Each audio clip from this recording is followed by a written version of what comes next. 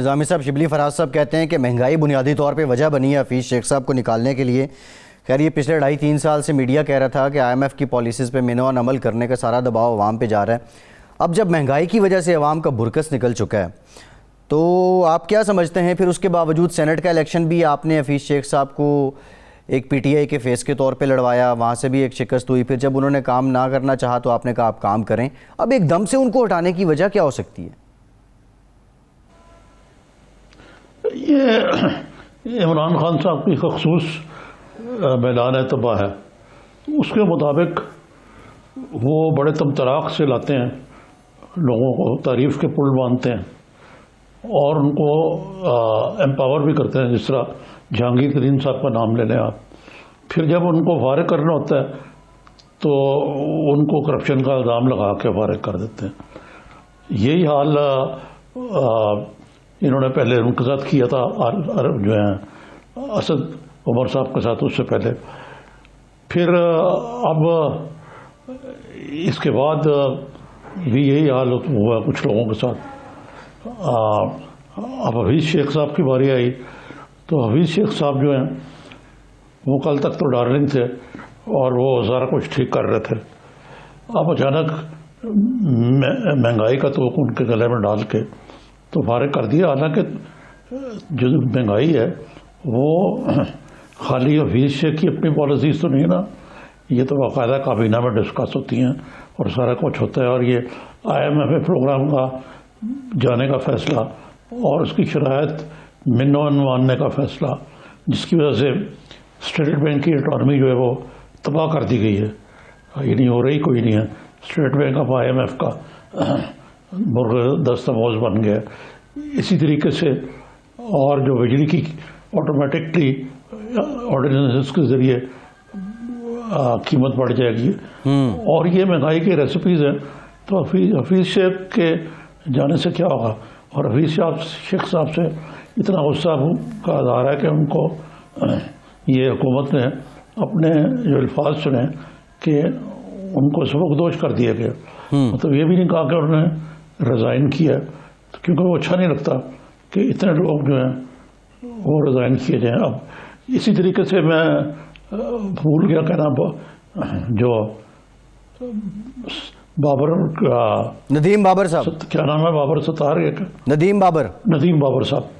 اب ندیم بابر کے ساتھ بھی یہی ہوئی ہے کہ جی بڑے ایکسپرٹ ہیں، جو لوگوں نے کہا کہ جناب یہ نواز شریف کی بھی ایڈوائزر تھے۔ جی ٹھیک ہے نظامی صاحب، شبلی فراز صاحب نے ہمیں لیا ہے۔ شبلی صاحب thank you very much for your time. Sir کیا وجہ بنی ہے حفیظ شیخ صاحب کی رخصت کی؟ دیکھیں جی، بنیادی وجہ تو یہی ہے کہ جس طرح مہنگائی ہوئی ہے، جس طرح کہ غریب لوگوں کو ظاہر ہے کہ تکلیف میں ہیں، تو پرائم منسٹر صاحب جن کی سیاست کا محور غریب لوگ ہیں، تو ان کو اس سے کافی جو ہے تو کنسرن تھی کہ وہ مہنگائی کنٹرول میں نہیں لا پا سکے تھے۔ تو اب یہ کووڈ بھی ہے، تو اس میں ایک نئی ٹیم پرائم منسٹر صاحب نے تشکیل دی ہے کہ اکانومی کو دیکھے گی اور ایسے فیصلے کرے گی جس سے کہ غریبوں کو ریلیف مل سکے۔ نظامی صاحب تو یہ شبلی صاحب، یہ کو پوری نئی ٹیم آ رہی ہے؟ Hafeez Sheikh is not the only the first one? Well he is the first one, اور اس طرح اور بھی جو بھی تبدیلیاں انشاءاللہ کل تک پرسوں تک میکسیمم اس کیبنٹ آنے والے جمعرات کو جو کیبنٹ کا اجلاس ہے اس سے پہلے جو ہے تو وہ ہو جائیں گی۔ اور نہیں، وہ تو آپ کا نام بھی آ رہا ہے کہ انفارمیشن اینڈ براڈ کاسٹنگ کے 2 الگ وزیر کر دیے جائیں گے، تو آپ کی بھی ترقی ہے تو نظریہ ہے اگر ایسا ہوتا تو؟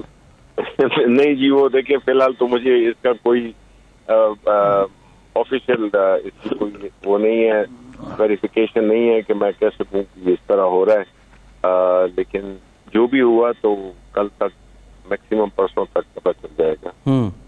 تو پیٹرولیم کے لیے جو آپ کا نام آ رہا ہے شبلی صاحب، اس سے متعلق صداقت ہے؟ دیکھیں جی، یہ تو ابھی مجھے معلوم نہیں ہے، یہ کیا ساریاں ہو رہی ہیں، لیکن مجھے اس وقت آفیشیلی کوئی اس کا وہ نہیں ہے، خبر نہیں ہے۔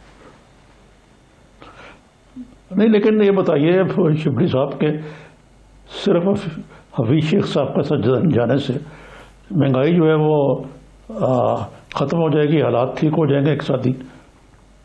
دیکھیے جی, بیسیکلی اکنامک پالیسیز ہوتی ہیں جو کہ ڈٹرمن کرتی ہیں چیزوں کو, اور جو آپ کے جو ماکرو اکنامک ڈیسیژنز ہوتی ہیں اس پہ تو ظاہر ہے کہ جو پالیسی یا جو ڈیسیژنز ہوتی ہیں وہ اس میں فائنانس منسٹر کا کافی اہم کردار ہوتا ہے.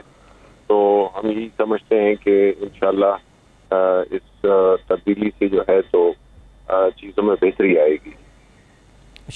شبلی صاحب, یہ کیا صرف مہنگائی ہی وجہ تھی؟ اگر یہ وجہ تھی تو پھر as a face of P T I انہیں پیش کر کے سینٹ کا الیکشن لڑوایا گیا, اور ایک بہت بڑا مارکا جو تھا وہ اپوزیشن اور حکومت کے درمیان تھا.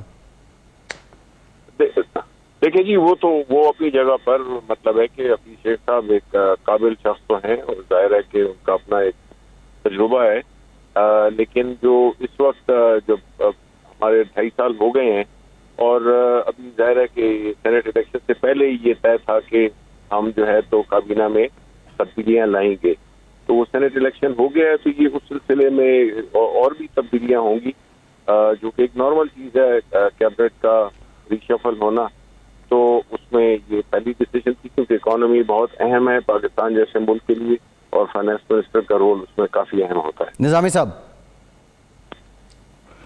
جی شبلی صاحب, یہ آپ کڑے آپ کے برجستہ فکرے ہم سنتے رہتے ہیں, یہ جو پی وی پی اور پی ایم ایل این میں پی ڈی ایم کے اندر صرف پٹول ہوئی ہے, اس پہ آپ کا کیا تبصرہ ہے؟ دیکھیے جی, یہ تو ہمیں یہ جو ہے تو جو اکٹ ہے یہ کوئی اتنا دیر پا نہ ہوگا, نہ اس میں کوئی فطری طور پہ بھی یہ ایک چل نہ سکنے والا اتحاد تھا. تو وہی ہو گیا کہ چھوٹی سی چیزوں پر ان میں اختلافات ہو گئے, اور ہر جو فیصلہ تھا وہ پاکستان مسلم لیگ نون خود لینا چاہ رہی تھی. اور جی ٹھیک ہے, شبلی صاحب کی آواز مزید نہیں آ رہی. صاحب کے غبارے میں سے ہوا بڑی جلدی نکل رہی ہے, اس میں وہ آپ کا کارنامہ ہے یا ان کی آپس کی باہمی اختلافات ہیں؟